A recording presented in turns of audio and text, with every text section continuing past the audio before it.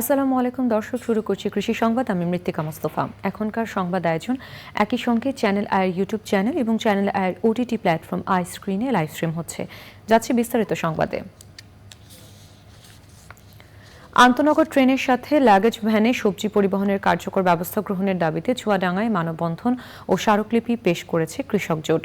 Chuadanga rail স্টেশনের প্ল্যাটফর্মে অনুষ্ঠিত এই মানববন্ধনে বক্তৃতা করেন কৃষক জোটের সভাপতি এস এম আব্দুল মোমিন টিপু, সাধারণ সম্পাদক শাহজাহান আলী বিশ্বাস ও অন্যরা। বক্তারা অভিযোগ করেন, দেশের বিভিন্ন অঞ্চলে স্বল্প খরচে সবজি পাঠাতে আন্তনগর ট্রেনে লাগেজ ভ্যান যুক্ত করা হয়েছে, অথচ চুয়াডাঙ্গা স্টেশন মাস্টারের অসহযোগিতার কারণে সেটা সম্ভব হচ্ছে না। দ্রুত লাগেজ ভ্যানগুলো কার্যকরভাবে পরিচালনার জোর দাবি জানান তারা। নির্দিষ্ট বাজার না থাকায় চরম বিপাকে পড়েছেন যশোরের পান চাষি ও ব্যবসায়ীরা। বছরের পর বছর নিয়মিত খাজনা সহ আনুষঙ্গিক খরচ পরিশোধ করে আসলেও সংকীর্ণ সরু রাস্তার উপরে বসে পান বিক্রি করতে হচ্ছে তাদের। বিস্তারিত যশোর প্রতিনিধি আকরামুজ্জামানের রিপোর্টে।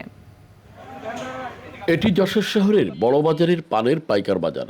সপ্তাহে শনি ও মঙ্গলবার এখানে জেলার বিভিন্ন এলাকার পান ব্যবসায়ীরা তাদের উৎপাদিত পান নিয়ে আসেন। পরে পাইকারদের হাত ধরে তা চলে যায় দেশের বিভিন্ন জেলায়। বৃষ্টিতে আমরা দাঁড়াতে পারি না, একটু পায়খানা প্রস্রাব চাপলি কোনো ব্যবস্থা নেই, অথচ খাজনা আমরা দিয়েই যাচ্ছি। আমাদের একটা নিরিবিলি নির্দিষ্ট পান স্থান চাঁদনি যেমন আছে, ফুলতলা আছে, আপনার চেঙ্গুটি আছে, নফা আছে, এই ধরনের একটা পান চাঁদনি হলে আমরা তো খাজনা দিই, তাহলে আমাদের পক্ষে একটু সুবিধা হয়।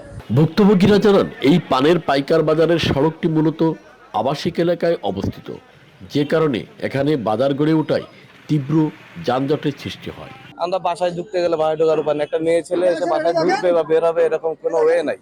এই হাটটা যদি অন্য কোথাও নিয়ে যাওয়া হতো, এদেরকে একটা স্থান দেওয়া হতো বাজারের পরে, তাইলে আমাদের যাতায়াতের জন্য অনেক সুবিধা হতো।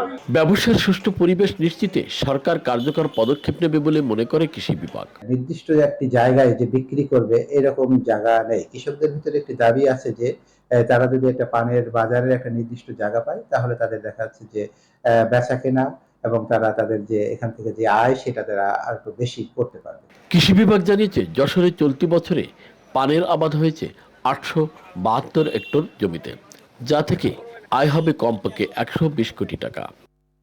যশোর থেকে আকরামুজ্জামান, চ্যানেল আই।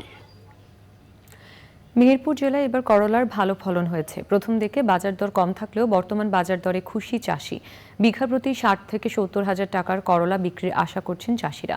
মেহেরপুর প্রতিনিধি গোলাম মুস্তফার রিপোর্ট। মেহেরপুরে অর্থকরী সবজি হিসেবে করলা অন্যতম। ফলনের পাশাপাশি বাজার দাম ও চাহিদা ভালো থাকায় প্রতি বছরই করলা চাষ করে আর্থিকভাবে লাভবান হচ্ছেন চাষিরা। ফলনও মোটামুটি ভালো এসছে, আর করলার আপনার রেটও এবার ভালো। তো আশা করা যায় যদি এইভাবে রেটটা থাকে আর ফলন যদি এমনভাবেই হয়, তাহলে করলা মানে হয়তো লাভ হবে। এক বিঘিতে 20,000 টাকা খরচ হবে, আর হলো লাভ বাজারের দাম ভালো হয়, আমাদের 80,000 টাকা তো হবে। গতবারের তুলনায় এবার করলার ভালো ফলন হয়েছে। জমি থেকেই পাইকাররা 25 থেকে 30 টাকা কেজি দরে করলা কিনে নিয়ে যাচ্ছে। গতবার গাছ নষ্ট হয়ে যাচ্ছিল, মানে ওইটাই নষ্ট, আর এবার তারা 1 টাকার কোনো নষ্ট হয়নি। বছরের জন্য আবহাওয়া খুবই সুন্দর, করলা সব জায়গাতে ভালো হয়েছে। 25 টাকা 30 টাকা পর্যন্ত বিক্রি করা যায়, তাহলে আমাদের 40-45 হাজার বিঘা প্রতি হবে। করলা যাতে রোগমুক্ত থাকে এর জন্য মাঠ পর্যায়ে চাষিদের বিভিন্ন পরামর্শ দিচ্ছে কৃষি বিভাগ। উৎপাদনের দিক থেকে এবার গত বছর বা অন্যান্য বছরের থেকে অনেক ভালো। আমরা কৃষি সম্প্রসারণ অধিদপ্তর বলছি যে তারা কিভাবে ইন্টারকালচার করবে সে সম্পর্কে জানাচ্ছি।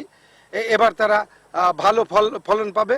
আমরা আশা করছি যে সবজি দিয়ে আমরা সারা বাংলাদেশে বিভিন্ন জায়গায় পরিপূর্ণ করতে পারব। মেহেরপুর থেকে গোলাম মোস্তফা, চ্যানেল আই। দর্শক, এই ছিল এখনকার কৃষি সংবাদ। সবাইকে সাথে থাকবার জন্য ধন্যবাদ।